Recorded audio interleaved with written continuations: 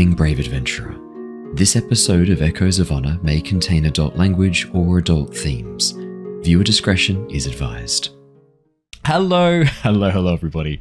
Hello there. Welcome back to the Lost Archives. It is wonderful to see your gorgeous faces. We are here. We are playing the premier Cosmere RPG campaign, Echoes of Honor, and we are eating well tonight in Cosmere World. Not only do we have a really great session tonight, we do have some players currently eating food, which is a very well-timed eating well tonight moment there.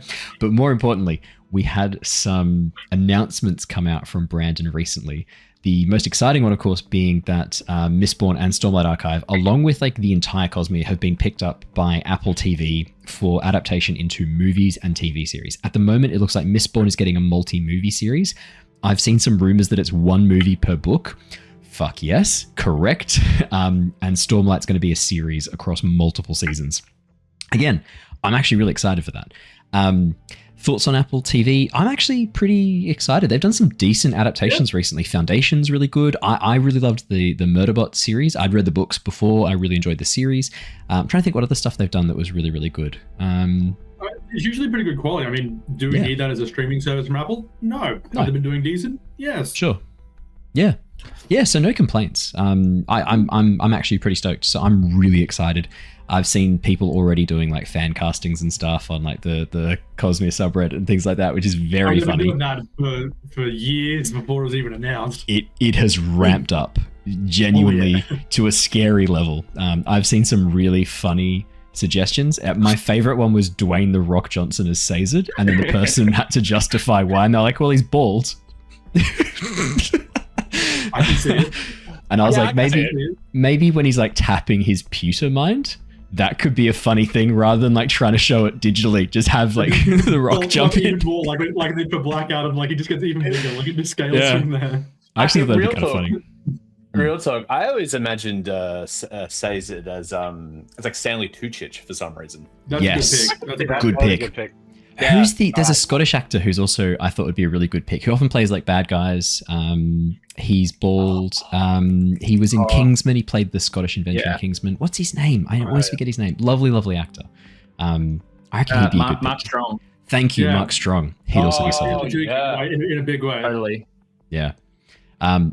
We could talk about fan castings for Cosmere.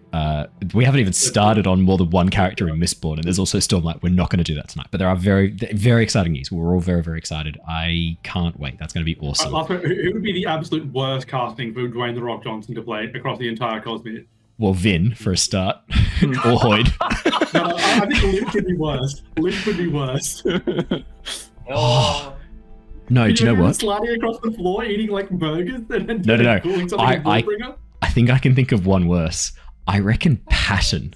Dwayne "The Rock" Johnson as Patton would be very funny. His voice. Only as Vale or Radiant, not as Shallan. No. Only as Vale or Radiant. Yeah. With no context, just like how they put that monkey in for the Robbie Williams like biopic. It's just like that. It's just 1% is Dwayne. Fuck, that'd be very funny. The other question is, who is Zendaya likely going to be playing? Because I assume Zendaya and Tom Holland are locked in for something. Tom Holland will be Ellen, Zendaya will be Vin. Done. Yep, sorted. Probably. And actually, genuinely, not the worst. Yeah, I can see that working. Fine. Completely fine. Or it could be Timothy Chalamet. He's hot as well. They love Timothy Chalamet and everything. He'd be fine. Yeah. He's doing He'd be good. fine. I was thinking Glenn Powell as Doxson. Ooh. Yeah, I would have put like Brendan Gleeson as him. Better. 10 years younger. Better. I take it back. Better. No, better. What about Meryl Streep? And Doxson. Tindwall. Meryl Streep could play Batman and be right for the role. Meryl Streep, Tindwall. She'd be a great Tindwall. Yeah, she would. Damn. Okay. We genuinely, we could do an entire 2-hour session on this. We're not going to. We are diving into Cosmere. We have an apology for tonight. Unfortunately, Raph's unable to make it. Poor fella has contracted shingles. Sending him many rips and many get betters. Hoping he feels better soon. But shingles is nuts. We had a few cases in Australia at the moment. Seems to be making the rounds again. So hopefully he's feeling better soon. But I will be playing the character of Neivien tonight to cover for him. Hopefully he's back next week. That'd be fantastic to have him back. That is all the fun announcements I have to share before we dive on in. I want to get started. We've got a really we've got a lot of stuff potentially to cover in this session, so I think we should dive on in without any further ado. Any fun things to share before I do the recap from last session? No. Nah, the most exciting news was Cosmere film adaptations and TV series adaptations. I'm unbelievably hyped. I'm also unbelievably hyped for Dragonsteel as well, which should be coming out. Is it this year?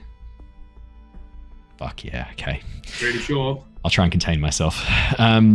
And then also, I'm also really hyped for The Doors of Stone, which may be coming out, and hear me out here, this century. Maybe. All right, let's do our recap. If we're lucky. If we're lucky, yeah.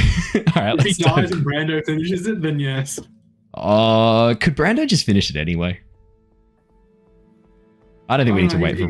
We don't need to wait for Patrick. About him. Nah, he doesn't deserve it. No respect from me. I've had to read the fucking Faelurian chapters too many times. I don't respect the Minecraft Let's Player and author of the Name of the Wind series in that order. All right, let's do our recap. Let's dive into the session. Our story has been following the survivors of a brutal attack on a Bethab caravan heading from Alethkar to the Shattered Plains. Neivien, Rav-eth, Alaran, Ztar, and Hula have found themselves embroiled in the political machinations of the Aelthi from the moment they arrived at the war camps, drawn into investigating a deeper conspiracy involving House Thanadel. Having warned High Prince Bethab's chief scribe, Bright Lady Dala, of the plight of the caravan, and investigated Bright Lord Rezi, the shardbearer they suspect might be responsible for attacking the caravan, the group are now deciding how far they want to go to seek justice. With Bright Lady Dala and her brother High Marshal Peligan offering the group official support from House Bethab as examiners for the High Prince, the team have decided to first follow up on some personal tasks while they weigh their options. With a high storm bearing down on the Shattered Plains, the team met up at one of the public storm shelters, seeking sanctuary just in time, the storm wall smashing into the doors just as the team crossed the threshold. Mixed in with the other patrons, some faces familiar, most not, the team made their way into the open initial antechamber. After settling down and chatting with some of the other patrons, the team overheard one of the guards discussing a murder in the storm shelter. Using Ztar's new Tashik information broker disguise, the group were able to convince guardsman Alindri to allow them to help him investigate. While Rav-eth examined the body, finding some odd injuries and strange signs, Neivien picked the locks leading to an adjoining room, while Hula and Alaran took note of the possible suspects. In the middle of the initial examination, however, Lurin, captain of the guard and one of the main suspects, reappeared and attempted to shut down the investigation. Standing up to his superior, at the urging of the team, Alindri assumed command of the guards and disarmed Captain Lurin. We left off last session as the team continued their search and prepared to interview the suspects. So, where we left off last session, all of you are still currently in the main chamber, adjoining onto the location where the body was discovered. Captain Lurin has now been added to that room of potential suspects, looking very unhappy at the events that have transpired leading to him being disarmed. Where we left off, Neivien had been picking a lock in that sort of southern hallway corridor where she, and I believe Neivien was also with Hula at this point as well. No, Neivien was with Alaran and Rav-eth, sorry, at this point. The three of you had noticed the Captain Lurin coming out of this corridor, hence why Neivien decided to pick the lock to have a bit of an investigation. You'd also located a mark in the blood around the body that looks like something had been removed, a piece of paper perhaps, not large enough to be a document, but small enough to potentially be maybe something folded or maybe a span read communication. That is pretty much where we left off. We're going to dive straight back in. Alaran and Rav-eth, you're still in the room with the body. Ztar, you're currently still in Tashik information broker disguise with Alindri. Hula, you're in the room as well, and Neivien is down the further corridor. There'd been a bit of discussion about whether or not Alaran was going to pretend to be one of the suspects. You've actually separated Alaran from the rest of the group as far as the other suspects are concerned. Alaran, you are one of them. You are one of the suspects to this murder. I don't remember doing it, but anything could have happened. That was mostly Ztar saying that it was you. So at this point, yeah. I mean, maybe, who knows? Maybe it was you. Maybe I think Zatar's we brought Alindri into the fold on that particular arrangement. Yes. It'd be easy to trust him because it seems very unlikely that he did it unless there's some super 3D chess moves that he's playing with us here. So yeah, I mean, I don't think I got your full consent, but I at least set that up to leave the door open. And I also was trying to hide exactly how many operatives we have so we can retain some level of power in this situation. Yeah, you've set up the idea, at least in the minds of the guards, that there are a number of other people belonging to your organization, your group, Ztar, in other rooms continuing the investigation. Yeah, I mean, it seems like from what you've observed, Alindri believes this 100%.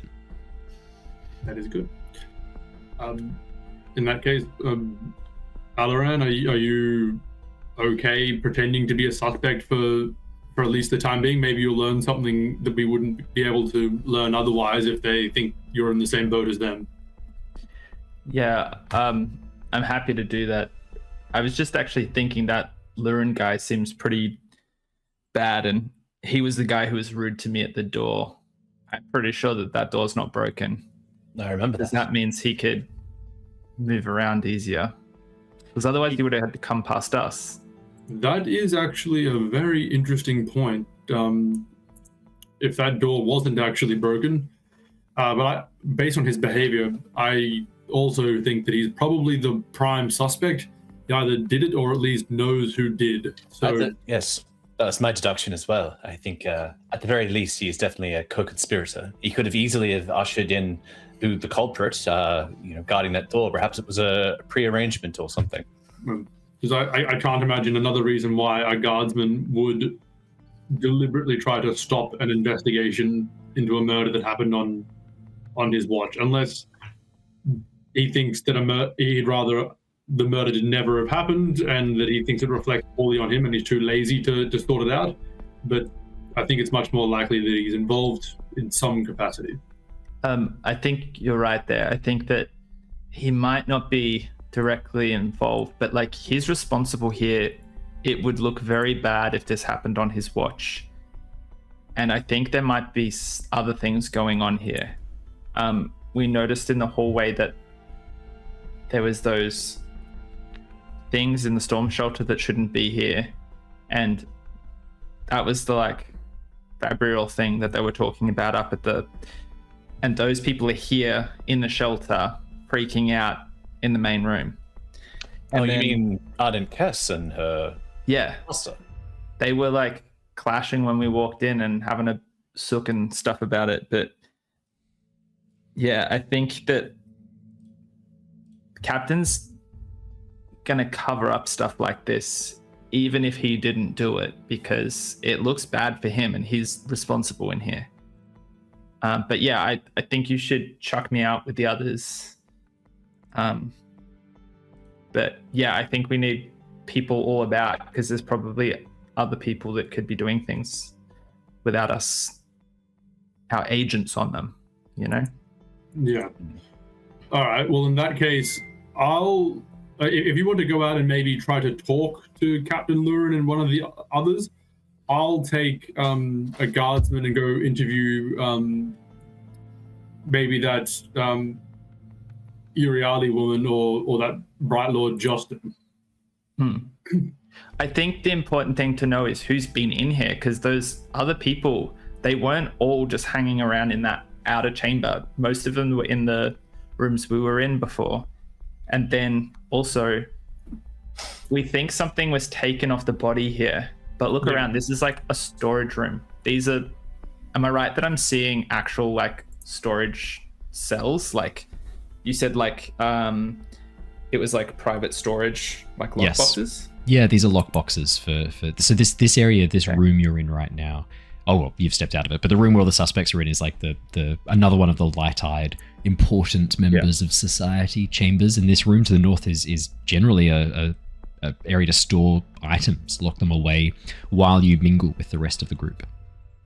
Keep things safe. So what I was going to say on that is that if Kavasi and someone were in here with something of value, maybe he got something out of his lockbox, but it didn't necessarily need to leave with whoever was involved. There are 4 main lockboxes that you can see in this room. Okay. Cool. Well, we certainly know that some sort of writ or parchment, perhaps, or maybe a smaller item was taken, judging by the lack of the blood splatter there. So perhaps that is something to keep an eye out for. I don't think whoever took it will be too forthcoming with its whereabouts, but it could be worth... it should be easy to find. I suspect it will have blood on it, judging from how that blood spatter presents itself. Certainly. So, Alindri, do you want to maybe lead the search for that item? Yes, I'm more than happy to. I'll take one of your guardsmen. I'll do the interviews as discussed. My man Hula and I can handle that perhaps. What should I do? I think it's important I stay with you in the sense that they think I'm your bodyguard at this point. For us to separate would be suspicious. The guardsman there, you are my bodyguard. I have hired you as a bodyguard. Yeah. I'm a Tashik information broker, and you are my bodyguard. You are all in my employ. Good. That's a strange thing to really have to highlight in this moment, but I understand. I mean, horn eaters, man, they forget. It's in their nature. It's all the oxygen down here. I have heard them say that there is too much air down here before. It's a strange way to think about things, but. Should I stay with you as well, or should I accompany Alaran out into the... Well, I think perhaps it's best for Alaran to be by himself there, but either if you want to help Alindri find the parchment, or by all means come with us to help with the interview. I think the more the merrier there. Okay, I might stay with you for time, but I am thinking about that Ardent and their involvement potentially. They were in that other room. It could be worthwhile looking into that at some point. Neivien slowly raises her hands, looking at you, Rav-eth. Oh. Well, I was just thinking, you and I know a little bit about fabrials and things like that. Maybe, Rav-eth, do you want to come with me and we could maybe chat to them? And there's also this door that I've unlocked. I wouldn't mind having a little bit of a look down there at some point. You wanted to stick with me? Oh, well, that might be good for a time, and perhaps we can accompany our Tashiki friend when we're finished. Either order. If you wanted to stick with them and get some more information before we go talk to the Ardents, maybe that's not the worst idea either. I mean, we know they're not going anywhere, at least for the next few hours with this storm. I'd be happy to accompany you for now. I think getting some more information about whatever it is this contraption is, and maybe exploring that door that you unlocked could be useful. Righto. I think we've got a solid plan then. Yeah, I mean, at this point, the guards are here in this room with us. There'll be a skeleton crew outside. The jerk guard is under wraps. Probably a good time to look around the other rooms and see if we can find anything while we're distracting them with the interviews. May I remind you all that there is a murder on the loose, and we shouldn't split up too much. As long as we're accompanying each other, we do stand a chance of not being caught unawares, but we should be careful moving around the storm shelter. Alindri nods. I was just about to suggest the same thing. I hate to say this, but I think we want to maybe send some guards around, make sure we've got at least one in each room, and if we're going to be moving around the spaces... The guardsman was there, and I just said go loot around the other rooms because the guardsman is stuck here. I'm thinking we make sure that we stay in pairs. Perhaps that's for the best. Yep. All right. Good plan. Sounds like a plan. Alrighty, for my benefit, Ztar and Hula, you're heading to go and interview some of the witnesses. Did you want to start with Selath, Relnar, Captain Lurin, Bright Lord Jostin? Who did you want to start with? Well, I mean, my vote's on Jostin, and I reckon we good cop, bad cop the balls out of him. But if you have if you want to talk about Iriali woman again, by all means. The spheres out of him. Yeah, try and avoid her. I say Justin, good cop, bad cop. But who's the good cop? I reckon, given your slightly more intimidating experience, you'll be... if you want bad cop, by all means. But if you want to be jovial cop, I can be spooky, Tashiki, bad cop. I think jovial cop makes more sense. All right, you be good cop, I'll be bad cop. And then we can mix it up as we feel. Like, good guard, bad guard. Yeah. I just realized, like, in Mistborn, it'd be very easy to use copper because, like, literally copper. It's a bit harder to justify in Stormlight, isn't it? Where cop or copper might have come from. Well, they don't mention any. I mean, I'm sure they have the metal, but yeah. Well, we know they use copper in Fabrials. I think in attracting Fabrials from memory.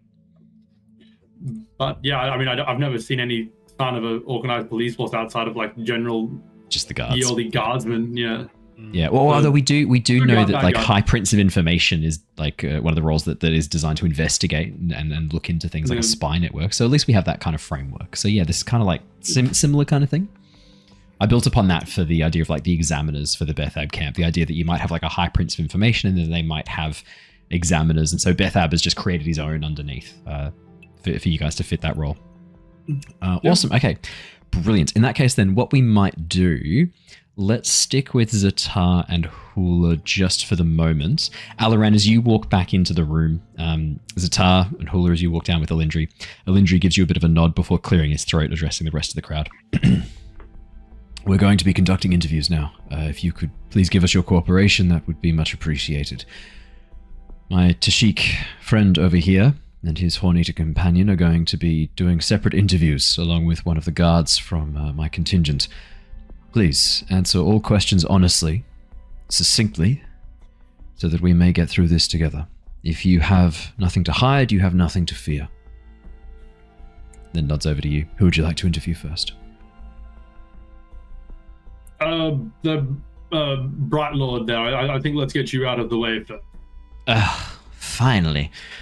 If we can get done with this farce, I would have been much obliged. With that, Justin stands up. His two guards go to follow and join him with you. Hold on. I'm just the Bright Lord. Your men will be interviewed separately. Really?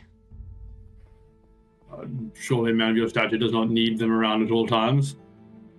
Ooh, nice. You watch as he goes a little bit red-faced.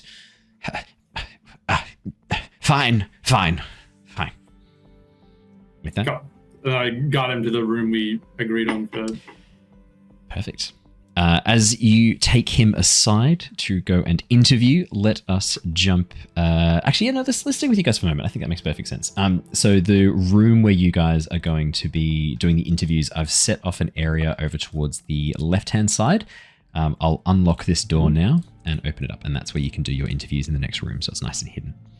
So we've got Justin, Ztar, and Hula are all together in here doing their chats. Ztar and Hula. As you lead Justin into the adjoining room, you can see this area here is nothing more than a small corridor. Whatever this room is for, its purpose, you're not really sure. Maybe it's unfinished. It's hard to say. There's a few chairs, a few benches, and that's kind of it. One of Elindri's guards accompanies you into the room as well, and he closes the door behind him, standing guard at the door, preventing anyone coming in and anyone leaving without permission. You watch as Justin. Oh yeah, no, go. Right. Hula would probably on his entry be looking around to see if the fabrial on the ceiling extends into this room or if it's just around the main catchments. If there's anything. No signs of any fabrial lines in this room, Hula. Yeah. As we go in, I'll give Hula a little nudge. I reckon good cop's probably the way to kick this off. Mm-hmm. Oh. Bright Lord, we're so sorry to have inconvenienced you. We figured we'd get you questioned and out of the way as quick as possible, just so we could get you back into the comfort with the other guests, get you out of this mess. Comfort? There's a dead body in the next room. I'm hardly comfortable in this storm shelter. Yes, well, there's a dead body in this room. Yes? What? And then I'll just give Ztar a little thing. Ztar, I meant him. What? So, why'd you do it? Do what? I'm sure you had a Why did you kill the merchant? I didn't kill the merchant. You've got to be joking. I thought you were asking questions, not throwing wild accusations around. Unbelievable. Where were you when he died then? Well, I don't know when he died. All I know is by the time I came into that room, there was a dead body in the top section, just lying there. First I heard was when the guards came storming out, left the door half open. Sorry, friend. Are you just saying that you were the first person into the room to find the dead No, body? I wasn't the first person into the room. One of the guardsmen was. Of course he was. They all look the same in those uniforms. I don't know, one of the blue uniformed men. I wasn't paying much attention. was enjoying a rather nice cup of sapphire wine, having just entered the room coming from the northern antechamber. In fact, I'm pretty sure I walked past you, Horn-Eater and Tashik. What is your name? You have no need for my name. Horn-Eater and Tashik. I'd been in the front antechamber with Hula. you. I'd left You can moments call me before. Hula. I'll give my name pretty willingly. You can call me Hula, friend. He just looks at you and sneers a bit.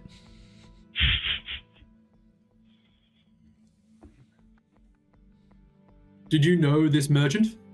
No clue who he was. Never seen him before in my life.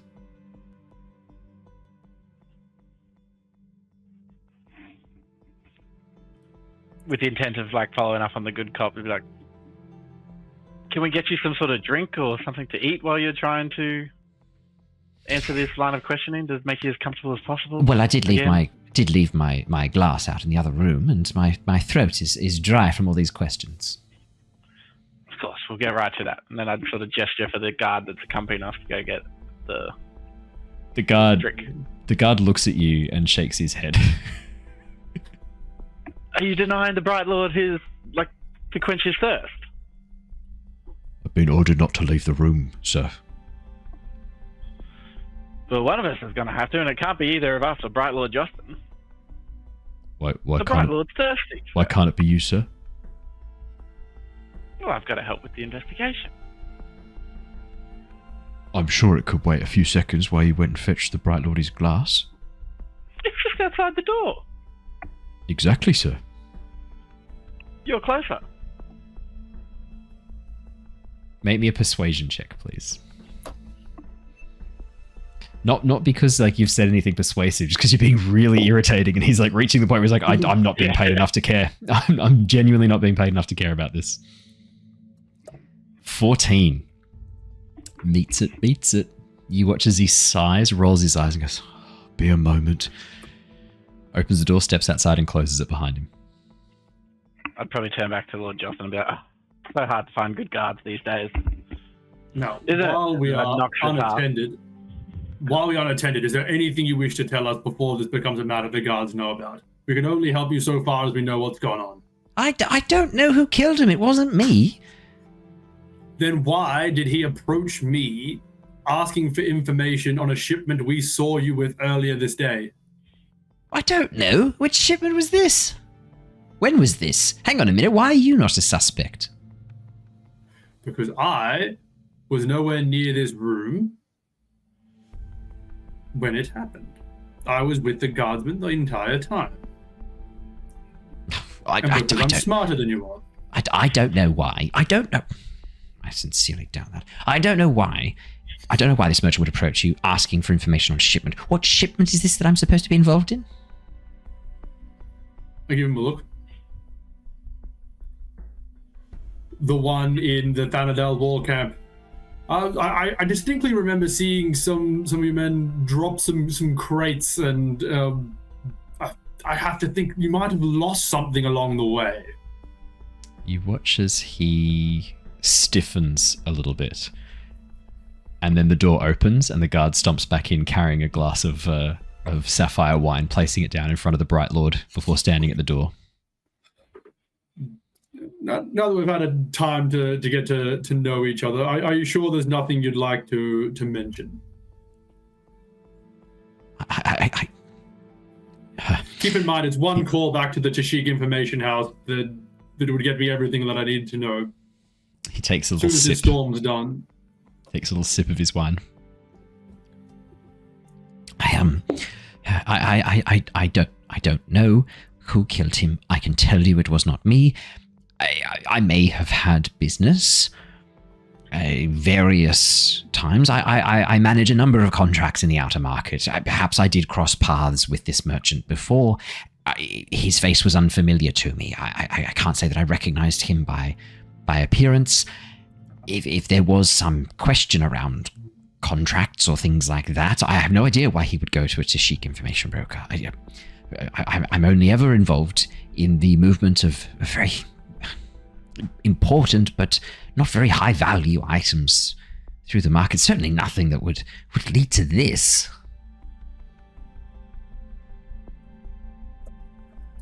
Hmm.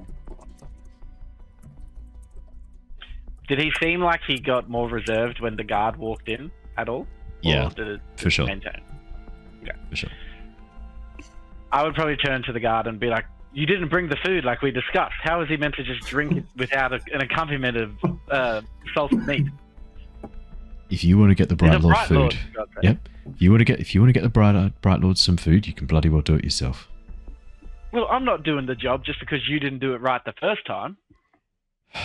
You told me to go fetch wine. I fetched his wine.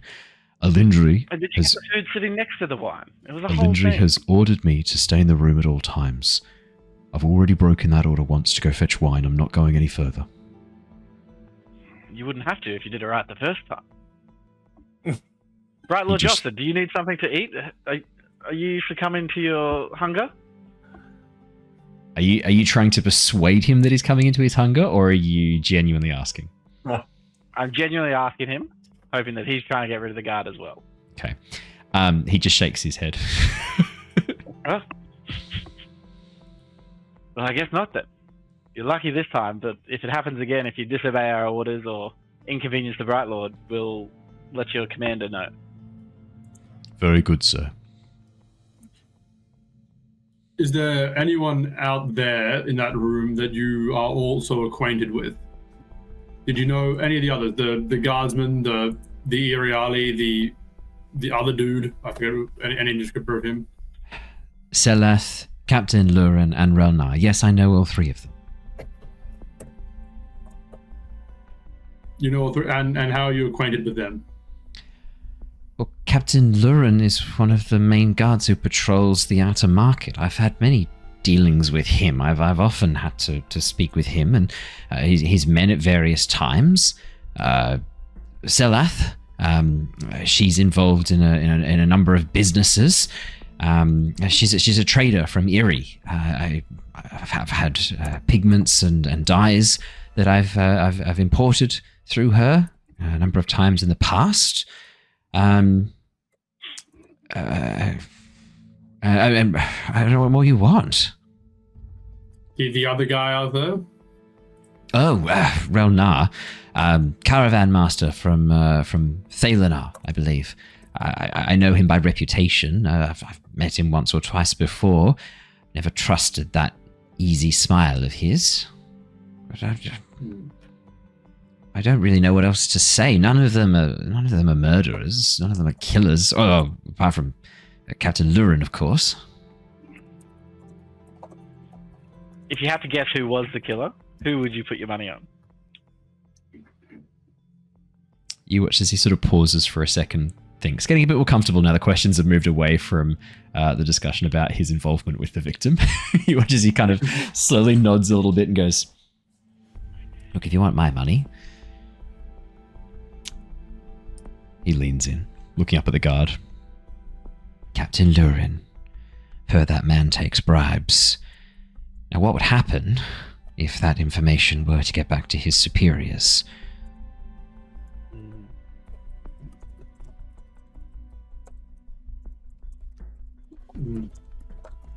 You watch as Ztar hurriedly scribbles notes.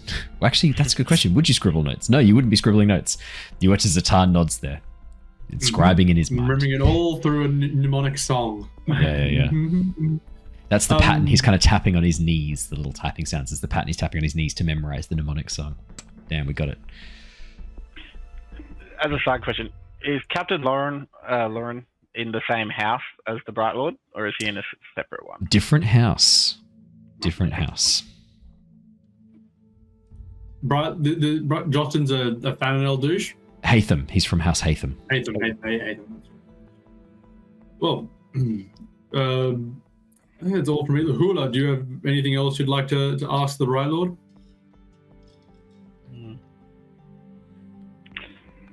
You're a fairly young, strapping lad. How much do you think you could lift if you had to? I have men You for lift, that. bro. Well, What the was the last thing you lifted? What was the last thing I lifted?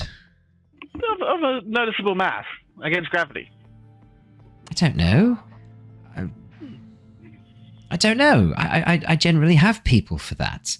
Maybe a small crate or a small chest. I don't know, 20 kilos, 30 kilos? I could probably lift more, but I can't remember the last time I had to. Okay, that makes sense. I just thought you were in great shape. Just wondering what your routine was. Oh, well, I've been doing some practicing. I'm hoping to, there's a chance I could be able to move up in House Hatham's ranks and maybe win myself a blade. So I have been practicing the dueling grounds. Thank you for noticing, Hornito. Yes, it's paying off. If I say so myself, I haven't seen you with the weapon of choice, but it looks like it's doing well. Do you think I'd be ready to lift a warhammer? A sizable one, yeah, I do. Oh, my swords, my dueling instructor had told me I was months away. Thank you for that little confidence boost there. Much obliged. Yes, when you get out of this storm shelter and away from this mess, you should give it a go with the warhammer. Mighty weapons that they are. Just feeding into his ego and making it seem like I don't suspect him and that he's going to get out of it. He nods excitedly. One final question. We suspect an item was taken from the body. Would you consent to a quick search of your person? As a mere formality, I think you've more than cleared your name from this interview. Who would be performing this search? Myself? Oh, I'd really rather not. Could I just turn out my pockets or something so you could have a look? Do you really need to? How thorough is this search going to be? I'd rather not have someone just put their hands all over me. What about in you? What about in me? What? Relatively thorough, but nothing inappropriate. I'm afraid I must insist it will be done to everyone as a precaution to rule them out. Seleth's going to love this. No, you may not do a thorough search of me, but I'm more than happy to show you what's in my pockets and what's in about my personage if it'll get you off me. Would you consent to a pat down to confirm that nothing else is being concealed on your person? You watch as he looks around a little bit. Ztar, could you make me a persuasion, or I think an intimidation might also kind of work here too a little bit. So sort of moving into more of the, because it kind of sounds like you're threatening a little bit. Would that be fair to say? Or more persuading? Sticking with the more gentle. At this point, probably persuading. If he resisted any further, it was going to be Escalate. Definitely into intimidation. Yeah. I think let's stick with persuasion then. All right. Roll. That's a natural 20. Nat 20. Total of 22. Justin gets a cavity search. Going in dry. Oh no. Okay. You watch as he slowly sort of considers your words and then goes, oh. Look. Okay. Here's the situation. Mm-hmm. I know Kavasi. Okay, the victim. I know him. Of course I do. I've spoken with him many times. He owes me a bit of money. More than a bit of money. Has for some time. I may have taken some proactive measures to reclaim what was owed to me out of some of his shipments. Mm-hmm. I am currently carrying one of those items on me now. I did not murder him. I have no interest in his death. I need him alive to reclaim the money he owes me. It is a sizable number of spheres. What I have so far reclaimed of my debt, reclaimed from his debt, I should say, is a very small drop of that particular bucket of money. What do you have on your person? You watch as he slowly turns out his pockets, takes off his jacket, and begins to get down into his lower undergarments, going, look, I'm going to be honest here, because A, I suspect you know more than you're already letting on. You've come into this situation already aware of the contract and what's going on with him. Gesture to my outfit. Yeah. Look, and more than that, I am hoping that the contract I have with the Tashik information brokers is still in place. I have no desire to anger you or your guild. That is a wise perspective to take. You watch as he pulls out of his pockets, stripping down to his undergarments.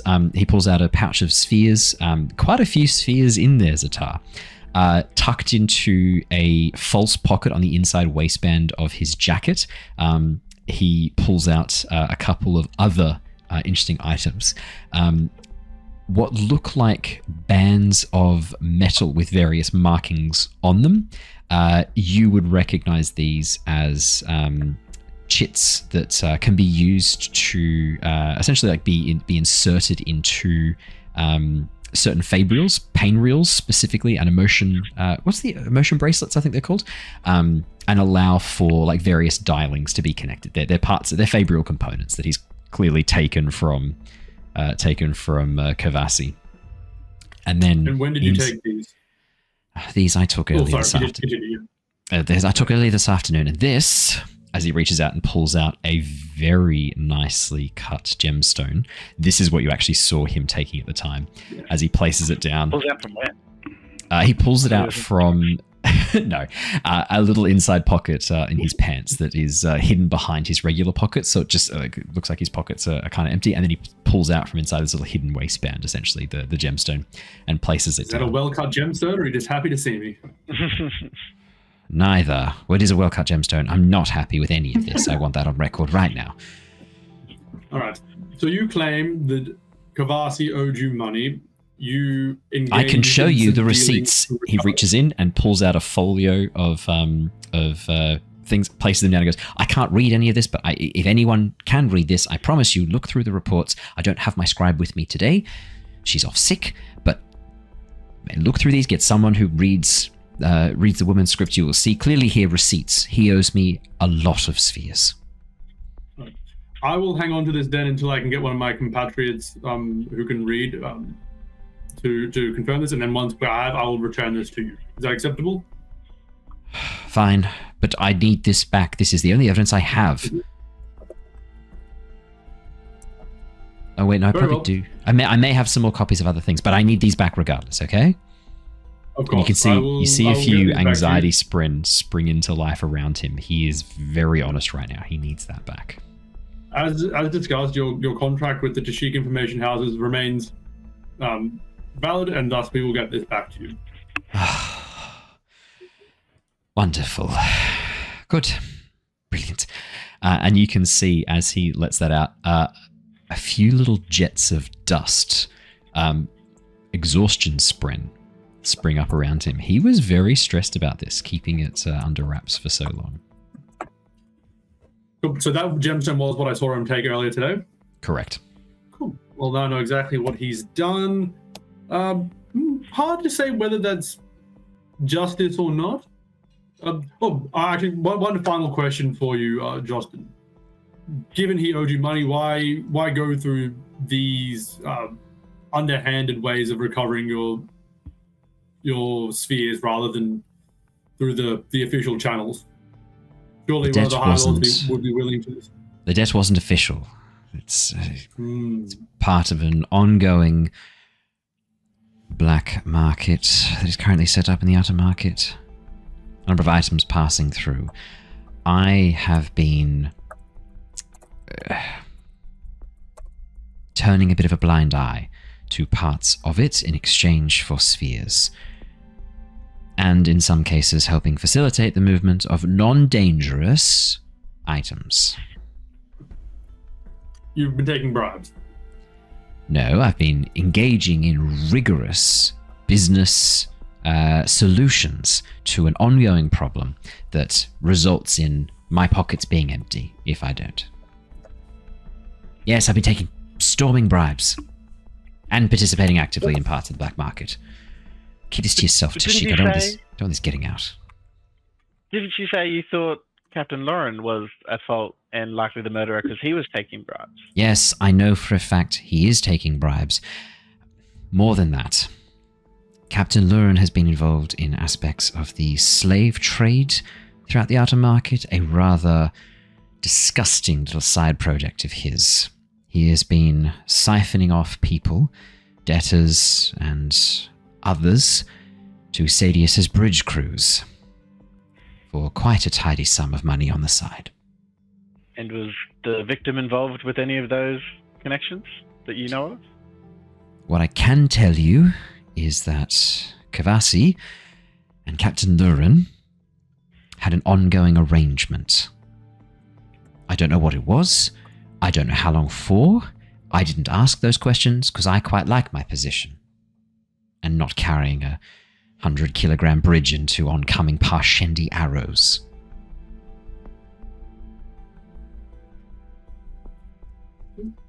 All right. Well, Hula, if you have any more questions for the Bright Lord, I think that's quite enough there. No, I think we've detained him for long enough. He needs to get back to some semblance of rest. Oh, he must be hungry, of course. Yeah. Exactly. Why do you keep thinking I'm hungry? I'm not hungry. Oh. Bright Lords are always hungry. The other reason I suspected Captain Alaran, when I stepped into the room, after coming from the antechamber, he was in that upper section. I heard voices. Were they angry voices? No, they seemed hushed, if anything. Could you detect any accent amongst any of it? It was like muffled through the doorway. It was mostly closed. I sat down and then headed to the south table with Selath to get some wine. And the next thing I know, I see him storm past. Captain Alaran storming past. Thing is, though, Kavasi was, as far as I'm aware, possibly still alive at that point. I could still hear occasional noise coming from that room to the north. I then stepped out for a little bit. When I came back, settled down, door was closed. And the next thing I know, he's dead. So when you entered the room, you heard Luren talking with presumably Kavasi in that room. When you left, he was still alive. When Luren left, he was still alive. And then when you returned shortly after, he was dead. Correct. I went to go fetch some wine. With miscellaneous guards. But if Luren had left, then why do you still suspect him? Well, as far as I know, he's the last person to speak to the man.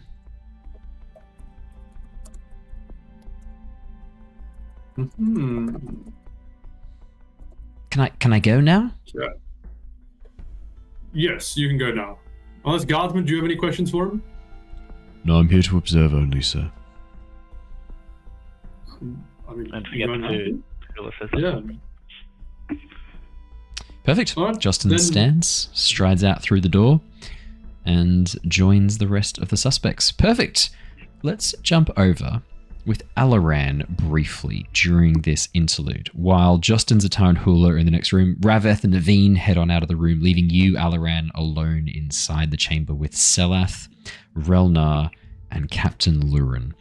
Alindri is in the northern room. He is going to have another examination of the area and have a bit of a meeting with his guards as well. So for the time being, it's actually just you and a couple of the guards left in this suspect's chamber, shall we say. As soon as it sort of goes, you watch as Relnar, this sort of dark-skinned Makabaki man with sort of like the hint of the Thalen eyebrows. You think he could be like, maybe part Makabaki, part Thalen. You watch as he lets out a big sigh. Ah, well, this is some excitement to wait out the storm. Alaran's probably wanting to start with like an insight check. Just what's the vibe? Because like that guy looks like he's constantly smiling. Luren was like, what did we say last? He was, had his like entire title taken from him temporarily. That seems like a real vibe change. He's been temporarily relieved of duty. Yeah, it's not good. He's not happy. Yeah. I feel like Alaran would walk in and just not know where to go. He's like looking at such a shift of different energy in the room, and probably wants to look at Lurin to see if that's even an approachable opportunity for him right now, or if he's better to, slump down with somebody that didn't lose their title and is the prime suspect. Yeah. Insight check sounds perfect. Sounds like just what we need. Watch him get another nat 20. Nope. That's a 9. Alaran. Staring. Lurin is currently facing the wall away from everybody else. You can see by his body language he is seething with rage. Relnar seems strangely relaxed. Very odd. And Selath is currently sipping at some wine, looking over at the 2 bodyguards that have been left behind by Bright Lord Justin. Occasionally giving them a little wave. I think that, as Alaran moving towards Lurin, thinking that that's the play, he kind of is awkwardly leaning around trying to see him to judge him, and is that's a no-in situation, and just continues to walk as if he was always planning to go to Relnar, just out of oh yeah, this is where I was planning all along. And as he passes Lurin, he says, just under his breath, this is a disgrace. What a waste of time.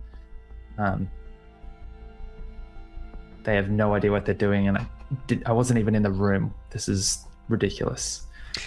Just a sense of contempt for the process. With your insight of 9, you're not sure what effect your words have had, if any, but can't see much else. Cool.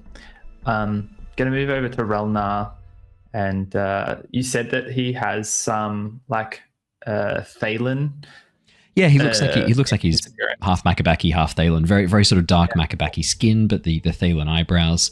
A streak of white across each temple. He looks to be a man maybe in his mid 40s, late 40s. Little chin strap, moustache and beard. Very fashionable, sort of fashionable facial hair, again with little white specks through it. Dressed in very flamboyant merchant's clothing.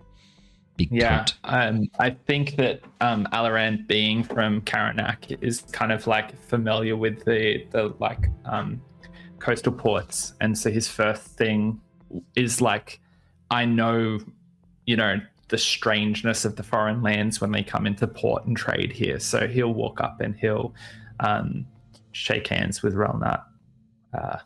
What brings you here, friend? Well, I fancy my skin still attached to my body, so I decided to not be outside during the high storm. You mean in the Shattered Plains? Yeah. Well, business? Yes, a lot of money to be made here, a lot of spheres for a man of means, for which I am. You're far from a port. Well, I have heard them say any port in a storm. This is a pretty big storm outside. I figure this port should do. What's your trade? I'm from Karanak. I'm used to, seeing the wares come through, so... I did wonder if you were one of Bethab's lads. Well, not much to say, really. A bit of this, a bit of that. Sometimes food, sometimes other things. Really depends on the cargo. I'm happy to transport anything. Yes. Transport's been hard getting out to the plains lately. They've been having all sorts of incidents. Yes, well, I mean, my trouble is getting back to New Natan in time. My ship is docked there. They are told to wait for me for 3 weeks. We are getting up to 2nd week. Not much time left to get back to New Natan. Hopefully this does not delay too much longer. The storm? Yeah, it'll be fine. Oh, no, I more mean this mess. Man dead, often Aelthi like to blame foreigners. At least there are more than one foreigner that I can point finger at, As he gives a bit of a wink over at Selath. Yeah. Well, I mean, I don't even know what happened. I the first time I walked in this room was after the body was called, so I don't know how I'm being accused just because I was looking shifty in the hallway and minding my own business and keeping to myself and, you know, not letting other people get into my business. Of course, friend. It is not too dissimilar a story for me. I'm not even meant to be in this room, as our friend who is being interviewed right now made a very good point of telling me. As he points towards the door where Justin's being interviewed. Yeah. I wanted in here by mistake. I was actually looking for a place to relieve myself. Still haven't had a chance to do that. Don't suppose you know where I could, as he looks around, hopefully. Bit of a smile on his face. There's only the Justin's guards and then suspects in here, right? No, there are a couple of the Colin guards that Alindri has left behind, but they're over by the doorway on the outside of the doorway, so they're not really listening in at this point. I think you need to talk to the guards for that. I don't know the storm shelter. I'm new to the plains. I've only been here a few days and... but if I go take a piss, I will miss the action. I miss the fun. I want to hear shit-faced, light-eyed man give temper tantrum after being interviewed. Should be fun. No offense. As he looks you up and down. And yeah, I realized. I think that it's interesting to cop this from an outsider's perspective, forgetting that I'm part of the system for a second, and then realizing that I haven't been feeling part of that anyway. And recognizing that is something that I would agree is a good read on a light eyes of status. What happened out here? Did you see anyone go in that room? That one up there? I mean, he actually looks around, sees Captain Lurin in the corner, lowers his voice a bit. Well, I did see our ex-captain friend having a discussion come out of the room where our victim was then discovered. But I must also confess, I too went to go and have a little look in. There were some items I needed to pick up and deposit from my strongbox. Not long after our dear friend the captain had had a chat with the unfortunately deceased victim. Wait, you went in after he was last in there? Yes, for about a minute or two. Merchant seemed fine then. He was going through his box in the northeastern section. I gave him a nod. He ignored me. I dropped off some items, locked my box, came back out. He was still rummaging through at that point. Seemed to be looking for something. A bit of haste, I would have said. Quite urgent.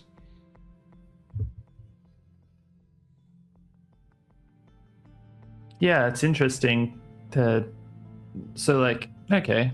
And then you came back out here, and then did they say Selath went to go in there and screamed and found him? Is that what happened? Yes. It was a bit confusing. I came out and was being accosted by our Bright Lord friend and his two gentlemen friends over there, as he points towards the two guards of Justin's.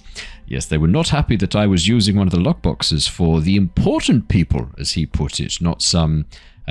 what was the phrase he used? Common Thalen scum. Now, I remember that one. Next I heard was a scream coming from the room, and looked up, and Selath was at the door looking in. Ghastly sight, I understand, but that was some time later. I'd had a bit of a chat with Justin and his friends. They'd been a bit cross with me. I think he'd stepped out of the room for a bit and then came back in and saw me there. Not happy with my presence. Not happy at all. Yeah, dreadful business. I don't know why, but they questioned me in the room with the body. Oh, dear. Well, that's not... So I hope they don't do that with me. Yeah. Wait, so you've seen the body? What happened? Yeah. How? You must... I've been very forthcoming with you. How did he die? Well, he's bloody. There's just blood everywhere. And then Alaran's a little bit white in the face. Oh. I think Stabbed? Someone might have stabbed him or punched him up and just I know, you would have heard that. You would have heard Yeah, a I big think noise. we would have heard a man being beaten to death. Yeah. I don't know. There's a lot of blood on the ground in there. I tried not to look at the body because that's really, yeah, gross. That's messed up. Gives you a big smile. Yeah, I feel gross every time I see blood. I think if it wasn't for the other people in there, I probably would have fallen in the blood as I was looking, kind of like trying not to look, and then I'm Alaran, by the way. Reldar shakes your hand. Yeah, I don't understand what's going on. Like, you were in there at your lockbox. Salath screamed at the door. Justin was giving you a hard time. Lurin was in there, but did you say he was yelling in there, or is it he just? I don't remember. It sounded a little heated, but I wouldn't say yelling. Just a frank discussion, a business meeting, I'd call it. Yeah. Oh, what business are you doing here? You said you were like shipping stuff here. Who are you working with? Bethad? You recognize the princedom. Oh, well, because I've been to Karanak a few times, that's all. Actually, was passing through there on my way to New Natan, where I've dropped my ship off. Was in there, just maybe 2 months ago. Not that long at all. Would that like track with when I've traveled? It's a good question. You actually came via the road route through. Yeah, okay. You took the Aelthi car. You took a caravan from Kolinar in the end. I think you actually traveled up and then around. But you could have taken a route by sea. That is possible. He's not talking out of his ass. And it's actually more common for larger, bulkier items to be transferred via sea through to New Natan and then transported via road from there to the Shattered Plains. Mm-hmm. So there is a road from like eastern Alethkar through the Shattered Plains. Correct. Yeah. Yep. Yeah. Sort of curves down through the Frostlands and then emerges at the edge of the Shattered Plains, the westernmost edge. Cool. Yeah, I've done a bit of traveling on, the Mevin Bay, but I heard someone talking about New Natan the other day. Like, that sounds so strange. Strange? Oh, it's not that strange. It's just another port city. Yeah, but they have no land to the east. That's a weird thing. That protects against the storm. Well, there are hardy people, the Natanans, I must say. There's one investigating the body. I don't know if you saw them. Yeah, I was in the room with them. I don't think I've seen anyone like that before. They're quite strange. Relna, like your business with the camps, are you working with one of the particular Aelthi princedoms or business with other foreign traders? Like, you seem quite happy with your life. And you're right, Justin will come out and sulk in a moment. It seems it's the way of the Aelthi to sulk until war. And I haven't seen someone with your vibrance for a while. Oh, you're very kind. I am alive. I am traveling. I am seeing much of the world, making a lot of spheres while I do it. There's nothing to be sad about, really. I don't really know what else to say.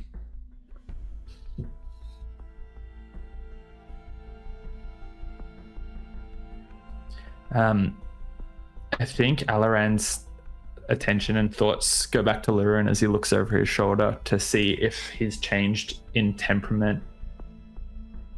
Seems to still be sulking a little bit in the corner, but I mean, maybe less aggressively than he was before. Yeah.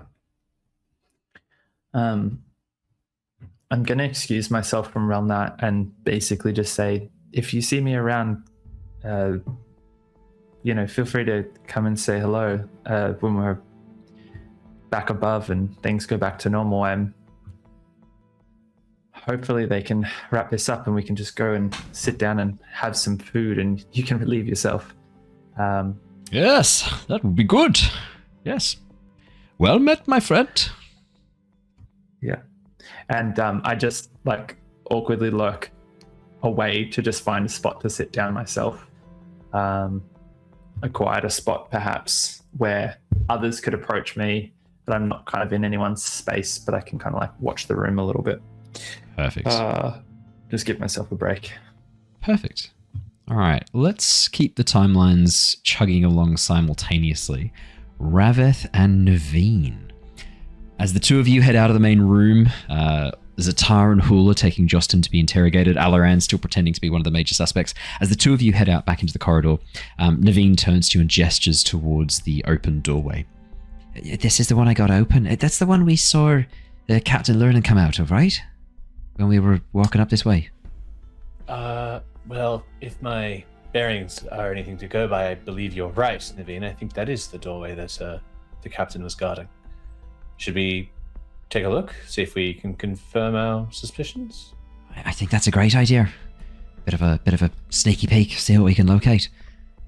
Maybe just like look at the is it like a handle or yeah, yeah.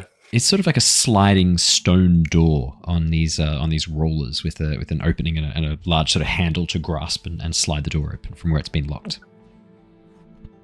Cool. Yeah, I look kind of like glance at the door quickly just to sort of see if there's anything blood or any sort of markings or anything untoward on the door itself. Ooh, okay, absolutely. I thought you might do that. Do you want to make for me a perception or? I'm going to say perception or survival check. Your choice. Yep. My character sheet just decided to not load, even though it's been open this whole time. Okay. I believe in a thing. I believe in a thing. I believe in a thing called love. So I've got it open. That's hilarious. I have to say, the integration is normally pretty damn good. I'm trying not to get super excited for Mistborn. I saw some more stuff for the Cosmere Mistborn add-on, including how like the metals are tracked. It looks really cool. It would be crazy to try and do a Mistborn though. Like that'd be so overpowered, or having like a ferrochemist. It'd be tricky.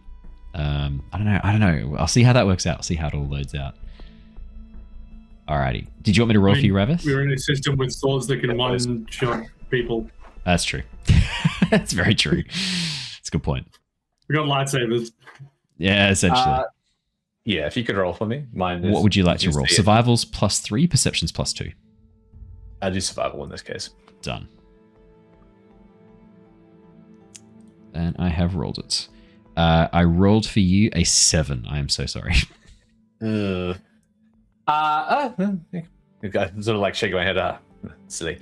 I open the door as best I can. Perfect. Neivien follows you in. As you step into this room here, Rav-eth, it is a very small adjoining sort of corridor section, it looks like. And you can see that there are like 2 little side chambers, both of them off towards the west. Down towards the southwest, there's another door. This one seems to be barred from this side. Oh. That's strange. I'm not sure why this was all locked up. It's just another room. Yes, well, it seems as though maybe our suspicions are correct. Maybe there was some sort of...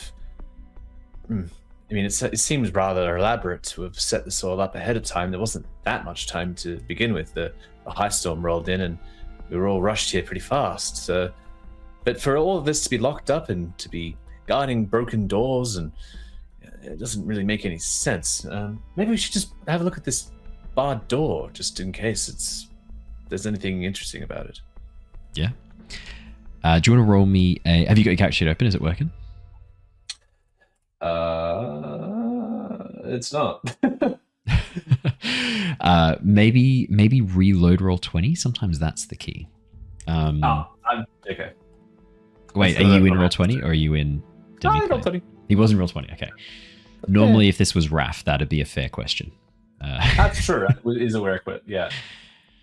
Just looking through my stuff, and oh, that's right, I'm in the wrong location. I've got nothing open. Right next to the long rest button, I think. I thought he'd been here to defend himself. Oh, That's right. He's too sick. Now I get to speak for him. Oh man, I had it open. Let's go.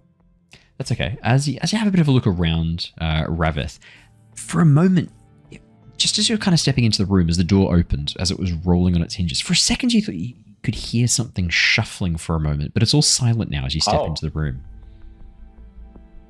You watch as Neivien doesn't seem to have heard anything as she looks around and begins examining the door towards the south. Did you hear that just now? Hear what? No, didn't hear anything. Sounded like something was moving quickly, like a shuffling sound. Sorry, I didn't hear anything. Oh, yeah, maybe it's just my. Yeah, it could be. It's probably nothing. What am I?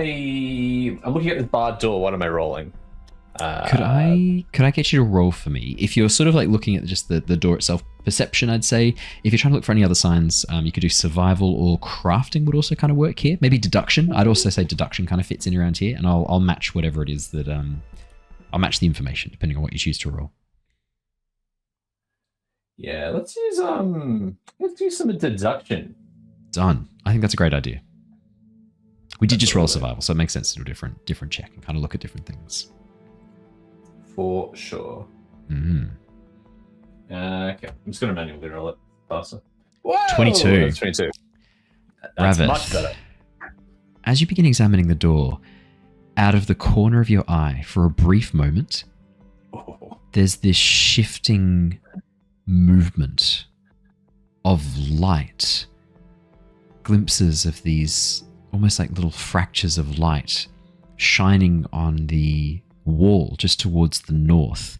And then as you look around, you watch as this pattern, as if sunlight shining through a broken or stained glass window for a second, shifts and the light moves over towards the east, down that northeastern corridor before vanishing. Just that little northeastern area there. I'll ping it on the map for you. Little antechamber. Ooh. Oh, sorry. Here you go. I'll put you in the room with Neivien. There you go. Oh. And where did that up the on the left? Is that where the light? Up, it looks like a very, very small set of stairs leading up towards a little platform up on top there, and that's where the light seems to, for a moment, catches your eye and then moves in that direction before disappearing. I kind of like look at Neivien expectantly, like to be like, "Did you see that? Then that light out on the wall?" No. Oh, We're inside. We're inside a storm shelter, Rav-eth. The only light here is from the lanterns. yeah. I think maybe being down here is doing something to my senses. I swear.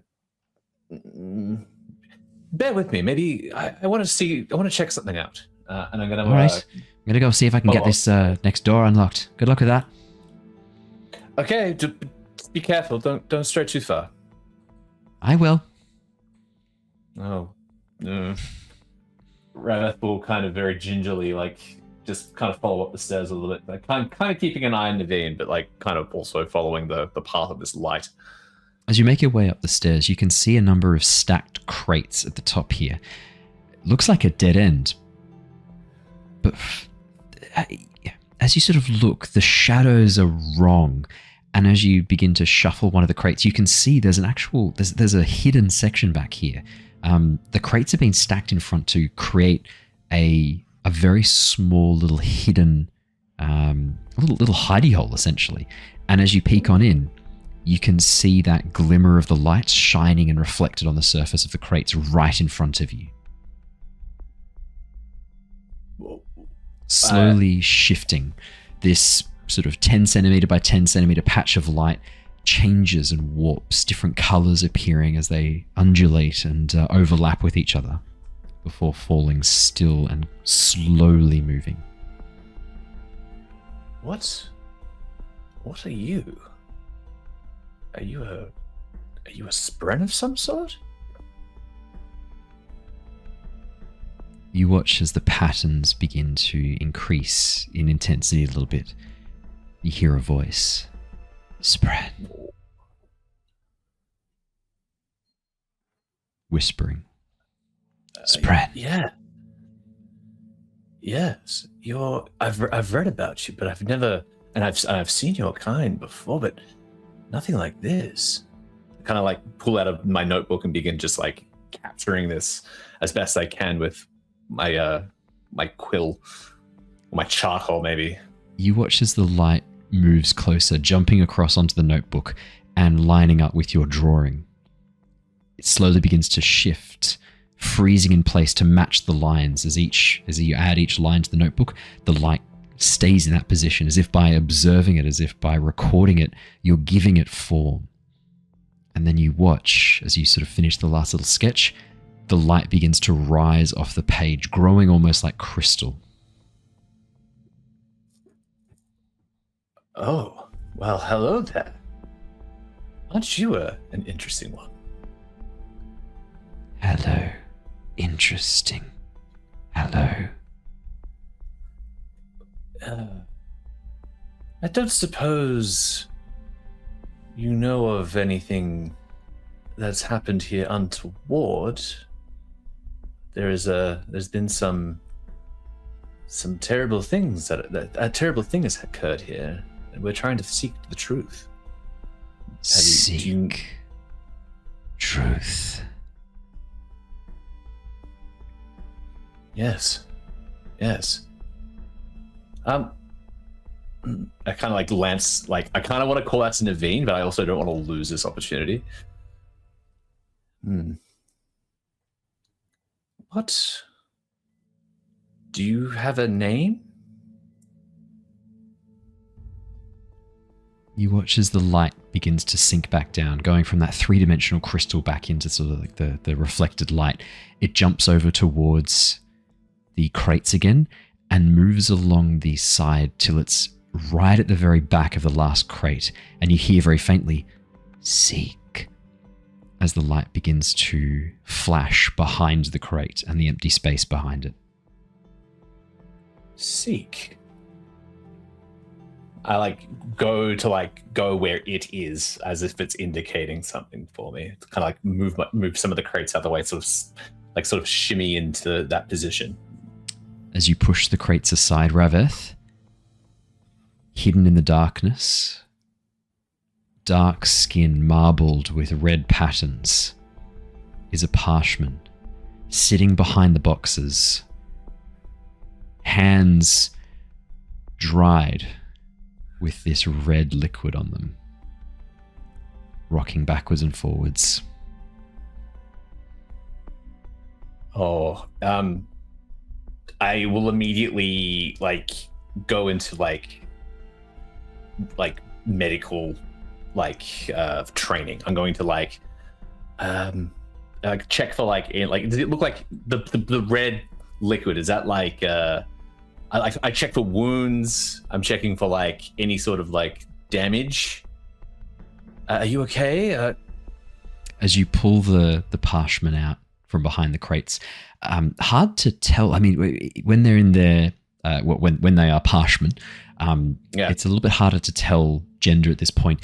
The parchment is dressed in this Hessian smock, essentially tied up with a rope around the waist. Dark eyes, black on black, pupil and sclera. You can see that there are some cuts and bruising up around over their hands. Do you want to make for me I think this would probably fall under, obviously, medicine is a valid option here. I was going to say deduction could also work out, or perception, your choice. Definitely. I think we know which one you're going to take. Yeah. +5 or +6 to medicine, if my memory serves me correctly. +6, yeah. We'll take the medicine check then, I think. It's a 19. That's pretty good. 19. As you examine the parchment, their arms show mottled bruising, and you can see that there are fractures in their skin, tiny little burst sections where their orange blood is leaking out and mixing with the red blood from what could only be a human. Parshmen have orange blood. If I'm, that's right, isn't it? If memory serves me correctly. Yeah, cool. Yeah, like most things on Roshar.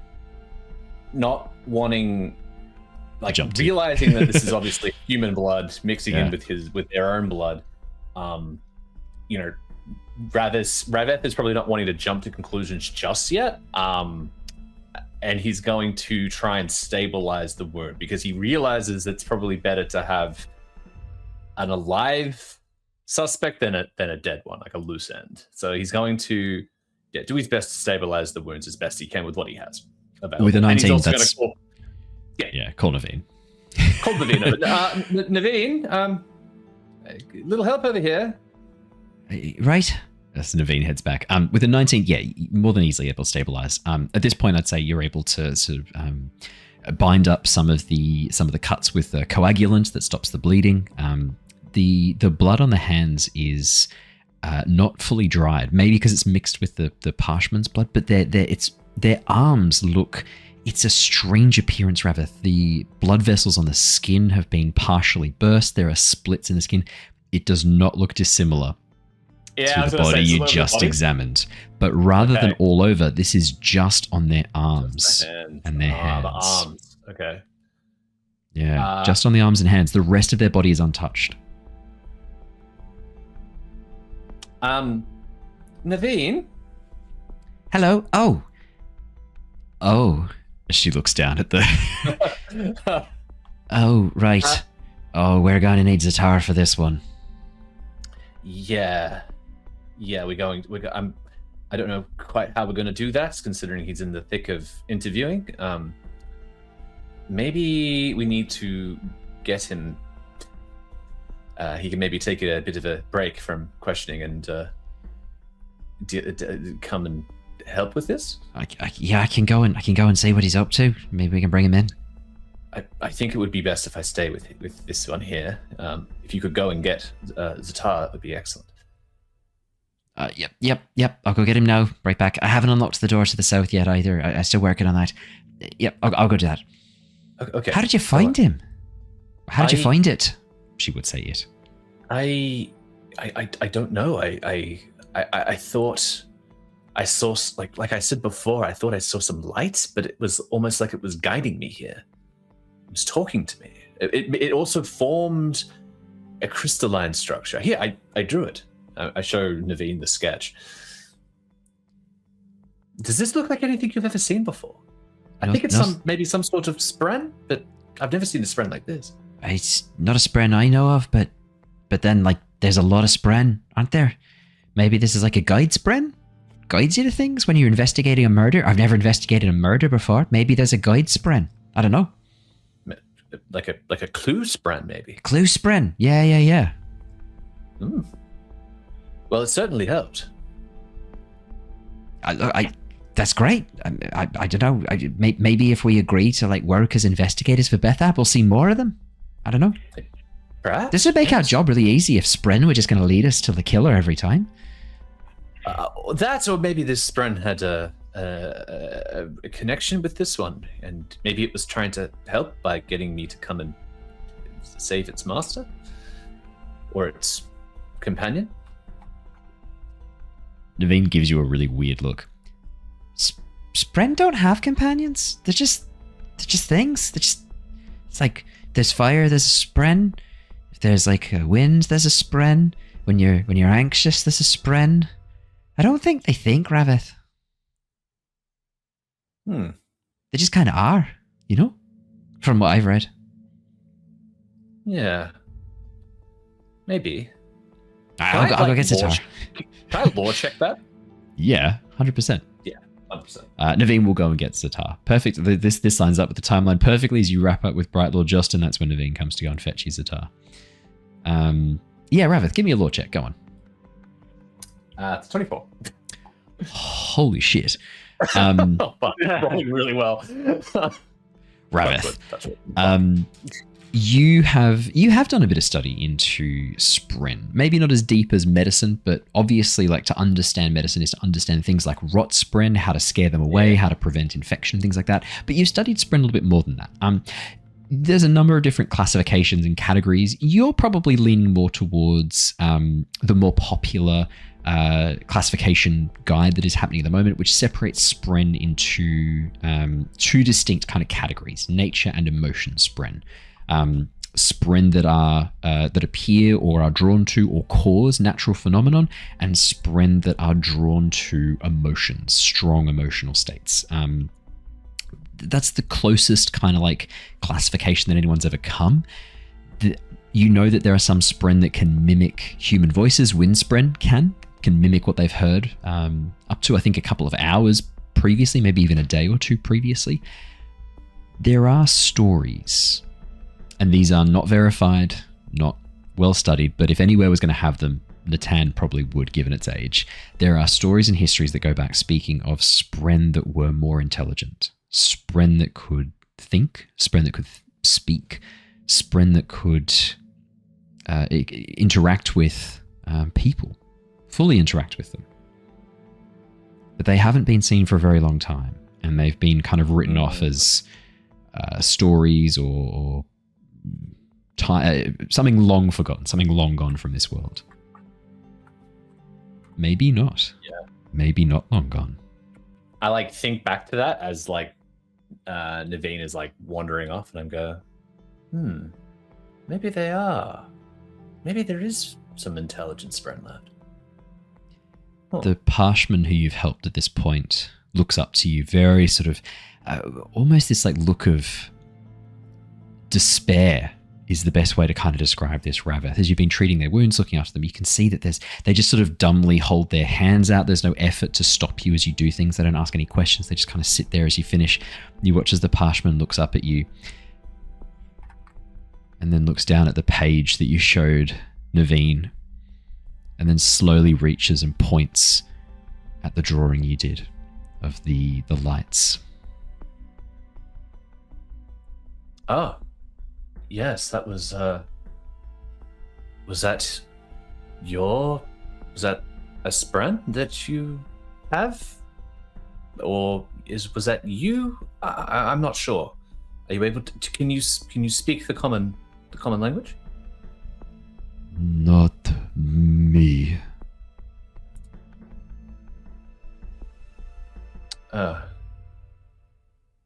Okay.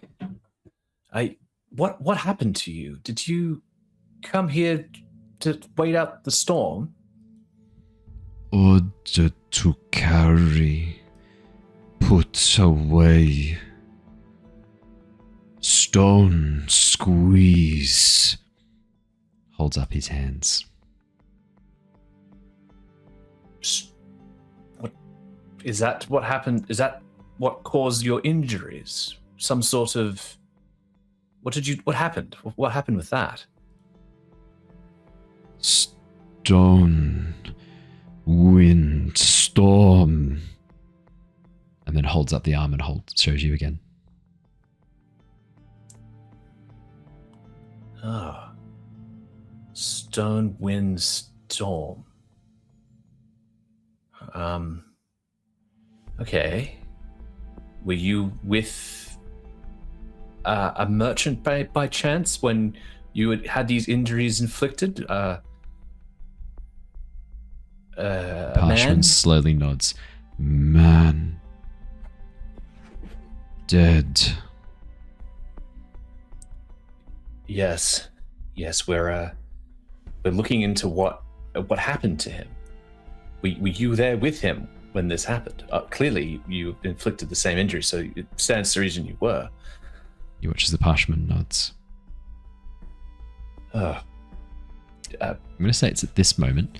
Neivien has gone back into the other room. Ztar, as you've emerged, having dropped off Bright Lord Jostin back in the main room, Neivien heads on over to you, whispers, can I borrow you for a moment, Ztar? I'm happy to swap with you. Hula and I want to keep interrogating, but Rav-eth needs you in the corridor. Yes, of course. If I'm needed, You're needed. Get me involved in important. It has to be you. We've got a code marble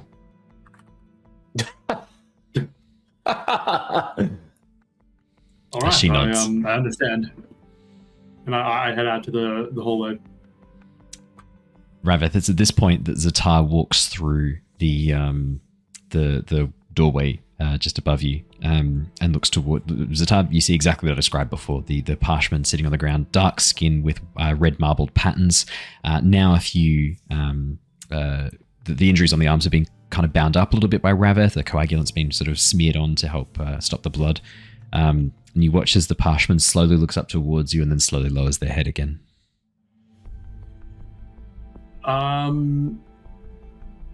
Do I recognize them? And do they seem like I'd be able to spot the difference between a slave parchment and a form parshendi? and dull form? Yeah. This is a slave form. There is no song. I'm still going to hum softly to the rhythm of peace. I'm going to tune the rhythm of peace. What does that sound like? No, I'm kidding. You don't have to do it. It's pretty good. Yeah. You watch as immediately as you begin humming to the rhythm of peace, you watch as the parchment looks up in surprise. Slowly begins to kind of lean towards you, Ztar, not really sure what to do, clearly thinking something should happen, but not really knowing what to do or how to connect.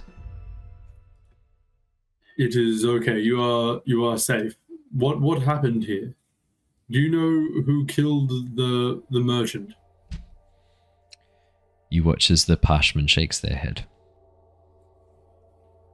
Is that blood from the merchant? Yes. Man. Dead. Ztar, he mentioned something about the storm and the wind and stone. There was some sort of accident, but I don't know how that's possible. I don't know what could cause this, unless something constricted him, perhaps some sort of extreme depression. You watch as the parchment points towards his neck. Did he attack you? Tries to gasp. Not breathe. The man didn't breathe? Man, not breathe. And then sort of holds up, grasping at the throat. Did you try and help him? You watch as the parchment sort of nods. Help. Oh. Where did you find him? With crates. Carry. Here? You watch as the parchment nods. Was it your job to carry the crates? The parchment nods. Points towards the crates, stacked up. If I'm correct, you were carrying the crates. Within one of the crates, or behind the crates, was his body. You tried to help, and when you were unable to help, moved him to that room. The parchment shakes his head. No. Crates. Points towards the crates, and then points back out the corridor. Man. The crates were over there where we found the man. You've moved the crates and found the body and left and tried to help him and then left him there. He was alive. Not breathe. Something was constricting him then. What about the stone? How does that, was it something to do with the stone? Stone. And then covers his ears. You can hear the stone? Shakes his head. Not now. Oh, but you did it. You did, though. Did someone come through the stone? Shakes his head. Did the stone itself constrict him? Shakes his head. Wind. And then mimes grabbing his throat again. Not breathe. So the wind was used to constrict him. The parchment shrugs. Maybe. How did your arms get damaged then? Did the wind afflict you in this way? Try help. And he uses his left arm to try and pull his right arm away from the man's throat, away from his throat. So you were afflicted by this as well. Pain. Man. And then he like sort of like mimes dribbling a little bit. There was no one else in the room with you with the crates. It was just you and the merchant. Okay. Who enslaves you? Human. Who owns you? Which one? Woman. Golden Gold. hair? Mm-hmm. Did she murder him? Parchment shrugs. So did the wind force you to strangle him, or were your injuries from him like clawing at you as you tried to help him? Man. Sort of gestures around his mouth. Okay. What about a note or a piece of parchment or some sort of small object? It was taken from the room. Do you know anything about that? Parchment looks very confused at this question. I just kind of like gesture, like rough, like something, maybe like a paper or a piece of parchment, perhaps like this. On ground. Yes, that's right. Yes. Did you take that, or Parchment shakes his head. Shakes his head emphatically. As emphatically as a parchment would. Which is still very slow and very chill.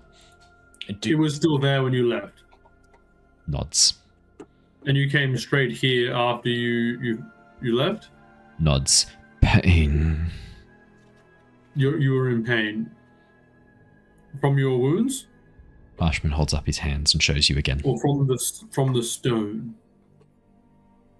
Parchment just holds up the injured arms and shows you Ztar. Maybe from the wind, Ztar. That wind, that constricting force. Parchment shakes his head, points to his throat, and breathes in and out really easily. So you could breathe. Parchment nods. But something Man, used not. wind. Yes, the man was not breathing.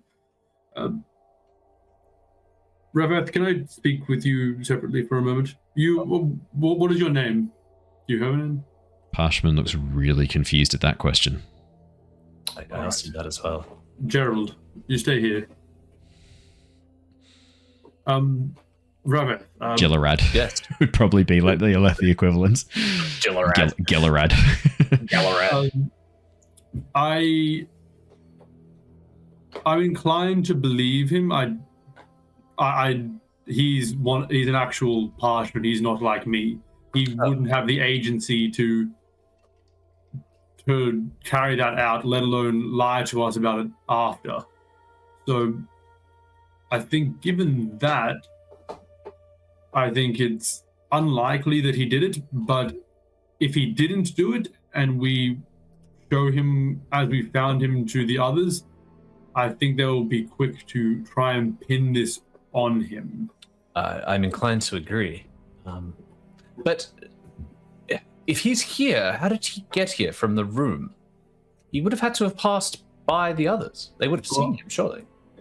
Trust me when I say people don't pay attention to Parchment as they walk past. He would have been carrying a crate, and they wouldn't have even considered him a factor in this investigation. Unfortunately, I believe you are correct. So I'm of the opinion that we don't need to share that we've found him unless we need to use his evidence. But the fact that he is the possession of that Iriali woman, and he was in that room unloading crates, presumably at her behest, I think she's in need of a questioning. Oh, you haven't questioned the Iriali woman yet? No, only Bright Lord Justin. And how did that... Very interesting. Very interesting, actually. Very well acquainted with our dead merchant friend. Oh, really? Yes, I give him the quick rundown on that, the highlights. He owed him money. He had been stealing from him. That's what we saw earlier today that I'd already described. Suspects Captain Luren for reasons that would also implicate him, realistically speaking. I mean, Captain Lurin is the obvious candidate, but I feel like that's too convenient. As do I think he's involved somehow, but I don't think it was him who did it. He strikes me as the kind of person that would need a much more obvious benefit for doing something like this, and wouldn't do it in a sealed room storm shelter. No, he seems like the type of one who would just simply strike down a hapless individual with no repercussions. He would probably just taken a squad of guards under his thumb to the market and dealt with him. I think this level of subterfuge is probably below him, so to speak. Or above his intellect, whichever way you'd like to look at it. Yeah, that makes sense. So, shall we stay with this fellow for a little while, or should I continue looking with Neivien around? Up to you. I don't really want to leave him in the dark. Yes, so to speak. But I don't know what else to do with him without implicating. Yeah, I mean, we're already outside the confines of that room. Maybe we lead him back to the main room where everyone else seeking shelter from the storm is, and he can sit in the light at least. Well, I think Neivien and I were going to head there anyway. I did want to speak to the ardent Kess and her mentor. Sure. Well, perhaps you just take him. I'm sure he'll be compliant enough to follow you, and if he reveals anything else along the way, jot it down. I think getting more information out of him will be challenging. I agreed. I will do my best to record anything else that happens. But I've got you though. You wouldn't happen to have seen a fractal mote of light leading you around before, have you? Sort of looks like this. No, but I have been hearing the voices of a patch of stars occasionally. Oh, really? I hadn't quite worked out what it is. I hadn't shared it, but this... You know it's a spren, Ztar. Well, yeah, but I don't know like what it is. Like, that's true. I know it's a spren, but yeah. I mean, have you ever what it's doing or what its business is or what spren it is? So I think it's a spren as well, but it was strange. It sort of led me to this parchment. I don't believe anything like that really happens with spren unless I'm mistaken. But my knowledge is pretty good, and I have heard of stories of intelligent sprens in ages past. I mean, I'd know full well that would exist, wouldn't I? Oh, 100%. Yeah. You're a listener. Yes, of course. There are spren with intelligence equal to any like person, listener, singer. I was under that impression as well. My knowledge is, I remember reading stories of such things, but in modern Roshar, such stories are few and far between, at least kept amongst the Aelthi and the other nations. Neivien, for example, didn't think it was possible when I spoke to her just then. I mean, my people would still fully have remembered the Knights Radiant and what they were doing and what we walked away from. So, yeah, Ztar, you know that the spren... The Knights Radiant. Since they forsook their oaths, and since my people turned our back on these folk, they've not been seen. I had suspected that perhaps this is what I've been seeing as well, but if they ever... I think the penny might have just dropped for Ztar on if I'm seeing these, what the hell that means. Yep. This is not good. It's not. What is the repercussion of this? I thought this was maybe a good thing, a good omen. If they are returning, then that means our god is returning. Oh. I see. That is. Ooh, okay. But yeah, that's bad. That's. Ooh, okay. Better than a regular return. I don't know how to take that information. Look, probably something to deal with once Later? the storm has passed. I mean, we have a murder to solve. Yes. Now the impending end of the world is perhaps a tomorrow problem, but Oh. Yes. Okay. One battle at a time. I like that. That's good. Keep that in mind. Okay. Well, there is something. Yeah, I had talked to someone like me earlier today. Oh. I think I'll have to make contact with them. Again, I'll fill you all. Hula was there, but I'll fill you all in on the exact details. Okay. Later. But yes, take Gerald here with you. Right. Out to see the Ardent. I'll go back and talk to this Iriali woman with Hula. Okay. Well, good luck. You may have to leave the shattered plains sooner rather than later, No. or at least go deeper into them. Okay. All right. Well, I suppose if that's where we're going, then so be it. I'm a bit disappointed I didn't get to see the old city, but never mind. That's where we need to go. No, I suspect that may be exactly where we are going. Oh. Okay. Well, that fills me with a bit of joy. I'll talk to my contact first on the morning, and well, first let's solve a murder. Yes. I won't hold you up anymore. I'll take Gerald. I'll take him to the main room, and you keep doing what you're doing, and I'll see what the general consensus is in the other room. Hopefully, the news hasn't spread there, and everything is under control. Can we keep him? Are you asking me or Rav-eth? Yeah, that's you. Can we keep Gerald? Gerald. We'll see. All right. Maybe talk to that Iriali woman and Yes, I will. see what you can get out of her. Now, while that's been going on, Guys, can I Alaran just and jump in here? yeah, Sorry. I just jump in. This is for that group because during that conversation, Neivien was there, right? Neivien knows. no, that Neivien Jalen- stayed behind with Sorry, I meant for the conversation, the first conversation that Rav-eth had with the Parshman. yes. Okay, yeah. Because Neivien heard Jalen say that the spren of the stones was screaming all around. Yeah, that's right. Before we came in here. Okay, cool. I just, because that was last session, I just wanted, it came up in my mind. So It's lining up. Who's Jalen? Who's Jalen? One of the other Ardents they spoke Kess's- to. Oh, yeah. Jalen is the soulcaster, who was with the other Ardents. not with That's Kess. right. Yeah. Sorry. Yeah, I'm with you. Neivien would have shared that with Rav-eth, for sure. So Rav-eth, you have that information as well. What soulcaster did she have? Stone. Stone, yeah. And she could turn stone into smoke? Stone into, I think she had Zephyr, stone into air, and air into stone.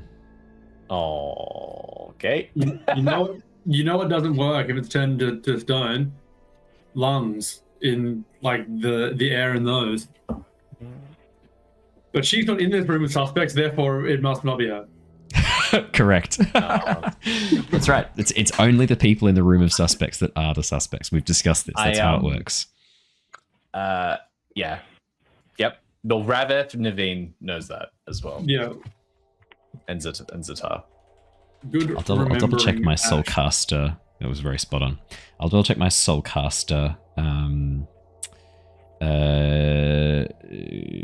essences, but I'm pretty sure I'm pretty sure that's correct what I've said. Would Neivien like come to that conclusion and share it? Oh, Nevien's already shared it with you, Rav-eth. So yeah, it's not. I'd say like as soon as you guys next have a bit of a chat, yeah, that would be pretty spot on. Okay. You guys be like, oh, that's not good. I mean, So Zephyr, so Sapphire. So the soulcaster specifically had Sapphire, which is the essence of Zephyr, which can soulcast gas or air, and the other one they had is Topaz, which is the essence of Talus, which is rock and stone. They're the two essences, so can transfuse Very between cool. the two freely. So say there's a theory of that, like, somehow the air in his lungs turned to stone. Wouldn't he be super heavy? Yeah, very heavy. Have any of us actually tried to move him at any point to see that? No, we were purposely not touching him that much. Yeah, thought so. Yeah. If you filled up the volume of your lungs with stone, there'd be a couple of extra kilos there for sure. Be pretty heavy. Be very heavy. And the thing is, right, I mean, Neivien would share this with you. One of the factors of soul casting is the density of a material changes. So when you change something from more dense to less dense, it has to use more volume and etc. It's proportional. That makes sense? So if I wanted to soul cast air to stone, I'm going to use a lot of air. The air is going to have to... I'm going to have to use a lot of air to condense it and increase the density of the air to make it into stone. And likewise, if I turn stone to air, the volume rapidly expands as the stone has to fill up a much larger space. That make sense? Does the stone have to be concentrated to a certain point, or... I mean, I'm just thinking, does Gerald have stones in his arms? Just has to be in contact with, then you can do it. Most soul casting, you need to sort of be nearish to, or vaguely in contact with.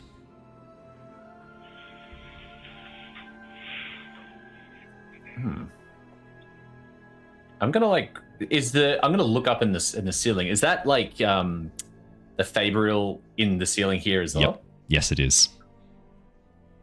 Little lines of like a metallic wire. Would theoretically, Neivien, could a Fabrial like this? Why don't we have all of you like come together for this conversation? Because it kind of makes sense. You've got enough information now that it kind of makes sense. You'd bring him in. Neivien, like Hula, if you just go to Alaran, like, we need to talk to you again, Alaran. Take him out of the room. Yeah. It's a very easy excuse. We're realizing. Let's quickly pick up the body first, and then have the chat. And let's have the chat, and then we'll pick up the body. I think as we're like leaving this space, we're kind of talking it out. We're like, hang on a second, and like we're all gonna now. Hang on a second. Wait a minute. Okay. As you all come together, are you bringing Gerald with you into the room where the body is, or are you leaving him here? Well, Gerald, stay here. Harshman nods and goes and gets behind the crates again. Or I could make him carry a crane to pretend he's ours. I think you're alive.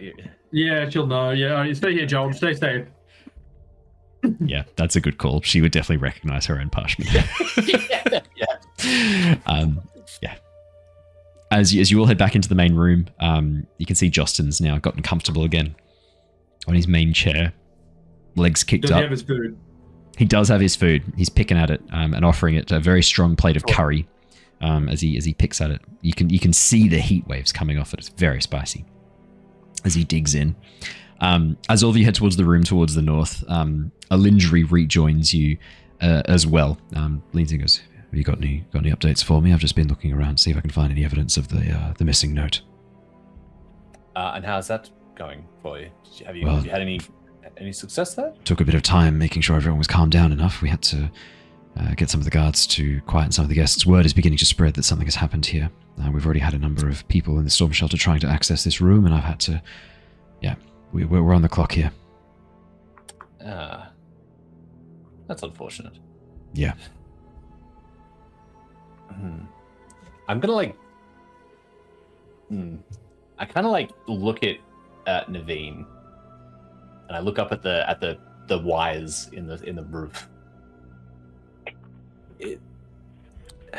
I'm gonna write. I don't want to say it out loud because Rav-eth is now realizing that if this is some sort of Fabrial that's allowing a soul caster to remotely do this, they could do it to anyone at any point. So Rav-eth is now a little bit worried that this could be a problem. So he's gonna write it down and show Neivien without saying it outright, kind of his working theory about the wires and the use of the soul casting and maybe the death. I'm gonna make a check for Neivien, see if she agrees with this as a possibility. Let's be fairer. Let's roll it. while I'm pulling that open, Hula, Alaran, Rav-eth, Ztar, Neivien, all of your knowledge is now coalesced in the purposes of making things easy. You share what you've known. Alindri staying in the room behind, not coming in to check in what you're up to yet. He's just started his search for the paper, so he's actually going through each person and asking them to turn out their pockets so that he can get some information. He takes Selath into the room where you had Bright Lord Justin, taking her aside to see what's going on with her, what she's carrying with her as well. While he is doing that, I'm just waiting for Nevien's character sheet to open up so I can check what her crafting and her deduction checks are. Crafting's a +6. We'll roll a crafting check for Neivien. That is going to be... Oh, Raph, I'm so sorry. That is a natural one. Oh, no. Oh, no! Oh, fuck. No, impossible. Can't make that. Maybe we'll not do that. Neivien takes one look at what you've written and goes like, No, that's silly. No. That's not how anything works. It's not like that. Soul casting's not... No. Well, then perhaps... No. Not that. I can check the body again, taking into account the working theory of what's happened. Do you think that would be a good idea? I could do that. I mean, they could have also, like, just because this Fabrial in the ceiling isn't part of it doesn't mean that they couldn't have soul casted him, then soul casted their way through the walls, and then re-soul casted it into stone on the way out. The whole building's soul cast, you never notice it. That's a good point. That's, yeah, that makes sense. I mean, if we're pretty sure that's the method, then should we go talk to them? Well, first let's pick up we're in the room with the body. yes, you are. Hula, you're probably the strongest of us here. Would you mind trying to lift that corpse and see if it weighs normal corpse weight, or if it weighs, like, if it's quite top heavy? Of course. And then Hula would probably, just try and lift up around the shoulders to see if there's anything around there that felt off. Hula, as you go to lift the body, it weighs exactly what you'd expect a dead man to weigh. As you lift it, though, you watch as a dark, viscous red liquid begins to slowly pool and drip out of the mouth as you lift up the body from inside the throat. Whoa. Hey, wait. Hey, whoa. And then I'd be like, probably put it down and try and wipe my hands. Not loving the corpse touching, then I'd probably call over for assistance from the medical team, as they are at this point. What's all this? This doesn't look like the stone we discussed. No. Blood pouring from the mouth, that's in line with the thinning of the blood that I deduced before. Is it blood? Well, you described it as viscous, didn't you? Thick and viscous? This is thick and viscous. What's coming out of his lungs or out of his throat and mouth? Yeah. Am I, like, does Rav-eth would know that it's some sort of, like, coagulated blood, right? Or, like... Rav-eth, do you want to make a medicine check for me? Yep. Or deduction, your choice. Nah, it's definitely going to be a medicine check. Yeah, he's going to take the +6, ladies and gentlemen. What a surprise. Fucking pussy. What a Come surprise, on. guys. Roll with a lower number. Come on. 18. What's going on? Jesus really well out of it. Christ. So out of the last 4 dice you've rolled, 3 of them are 18s, mate. That's amazing. Crazy. That's crazy. 24. Rav-eth. This is actually pretty normal. The body's been here for some time. The blood's been mixing with mucus in the lungs, likely partly perforated the lungs. If this was some sort of damage done physically, this does kind of line up a little bit with some sort of internal bleeding. It looks like it's kind of binding to things like mucus as well. If this was poison, that might explain the color, the much darker coloration as well. This doesn't really rule out one or the other. But what it does do is it does rule out that the lungs were turned to stone. They might have been turned to stone and then turned back again, but if that was the case, the difference in volume should have ruptured the chest. Yeah. So, With what Neivien shares, the theory of a soulcaster turning his lungs to stone, less likely. But it doesn't mean that something else wasn't done. So similarly, obviously, as described, it has the volume contraction from turning the gas to solid is quite abnormal. Yep. If she were in one room and trying to soulcast the air in the other room through the Fabrial, Yep. would that not create a sort of vacuum within said room with no oxygen to breathe to the point of suffocation? Yeah, if these rooms are airtight, then yes, absolutely.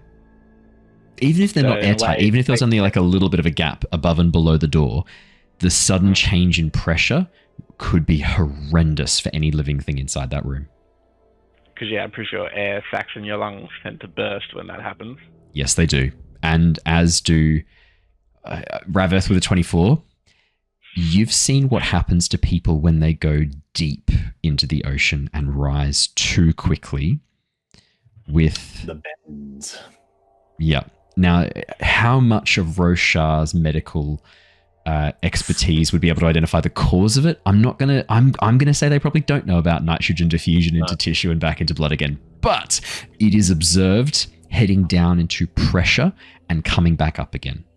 Yeah, you have seen, you've read of cases not too dissimilar, particularly using a diving bell. People free diving on a single breath of air from the water going down seem fine. It's when you go down in a diving bell and breathe in, that seems to be the problem.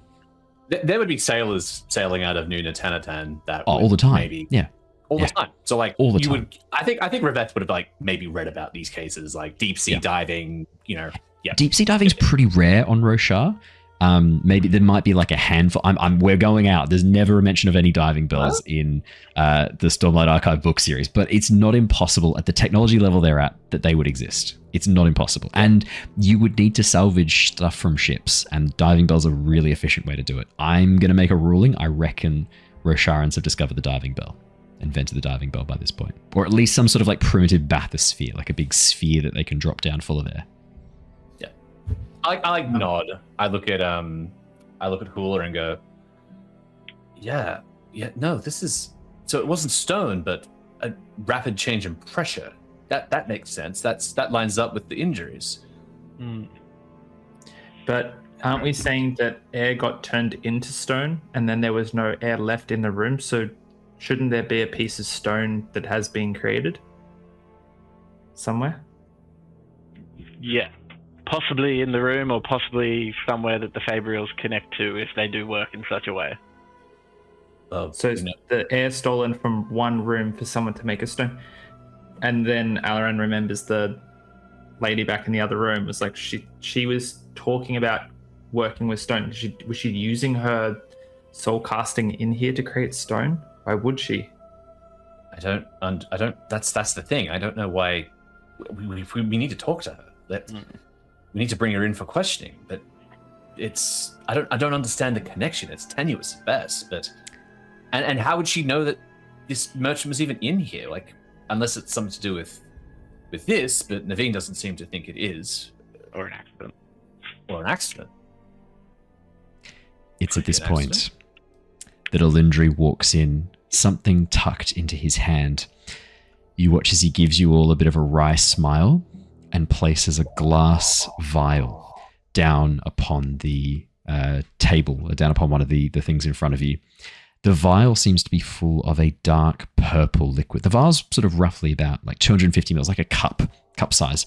There's about half of whatever this liquid is left. You can see it is this very dark, rich purple color. And you watch as he kind of swirls it, leaves behind this purple stain around the edge of the glass that slowly seems to drop as he places it down and points to the symbol on top, written in glyphs, a glyph pair. Well, would you like to know what I've just found? Yes. Yep. Do enlighten us. What is that? This, if I know my glyphs correctly, says death poison. Guess who had this in their pockets? The Israeli woman? She claims it's a pigment, a dye. Justin did say that he bought pigments from her. Maybe it's an exotic color. This shade of purple, I'm guessing is a very expensive shade of purple. But come on, work with me here. This says death poison on the lid. That's a man dead, possibly poisoned, you said, Rav-eth. He points between the two. Can we be a little bit more excited? No, I think you might have something. Oh. We can't. Why not? No, we can be excited. Pointed body. Walls. Someone is dead, yes, I guess. Fuck off, you fuckers. Maybe we don't be excited about someone being dead and living. I think we might need to speak to Selath. I think so. As a side note, if it's not death poison, you could drink a little bit of dye and paint before it became too bad for you. Well, if it is dye or paint, yeah, I'm sure she wouldn't mind tasting a sample of it. No, she was very. When I asked her what this was, she was very cagey. I pushed. She said it was a special dye. I said, I do read glyphs. I know what this says. And she said, yeah, it's very poisonous. Got to be very careful with it. It's only used in the dyeing of fabrics. And I said, why would you dye fabrics with a deadly poison? And she got a bit huffy with me. A special dye or a special, dye? Was she carrying other vials? Yeah, she's got a whole satchel of them, but this was the only one with the warning death poison on it. The others had other warnings. Would the color in some way line up to the stuff in his lungs or the viscous liquid coming out in any way? This is a deep dark purple. Yeah. Do you think it would coat his mouth if he was poisoned like this? If it's thick and viscous and purple? Maybe we shake him. Rav-eth will check the mouth carefully. Shake the baby. For any remnants. As you pry open the jaw and look inside the mouth, Rav-eth, no purple staining that you can see. Doesn't look like it was ingested through the mouth. Orally. I'd like to try something quickly. Better check his other holes, is what Ash is thinking right there. If you were wondering, everybody. Podcast listeners. Yeah. I would like to take because I'm covered in fabric. I'd like to take a small section of the fabric, put a small drop of the death poison on there, see if it stains, and if it does, I'd then like to try to wash it out with some water, because if it washes right out, then we know it's obviously not a pigment used in dyeing. Yeah. Perfect. Ztar, that is where we're going to end for tonight. As you tear off a section of your fabric and put it down, you very gingerly open the top of the lid. You can see there is actually a little small, almost like a metallic, not a dropper, but like a metallic rod on the inside that you can use to kind of dip and get little bits of dye, just to get a little droplet that kind of stays due to surface tension to the top of the lid. As you slowly lift it out and let it drop onto the fabric, it immediately spreads through the fibers rapidly, dyeing the entire strip of fabric and leaving a bit of residue underneath. It seems to be quite oily, actually.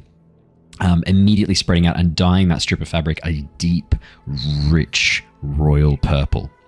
And as you slowly pull out your canteen and pour water on it, the purple does not fade at all.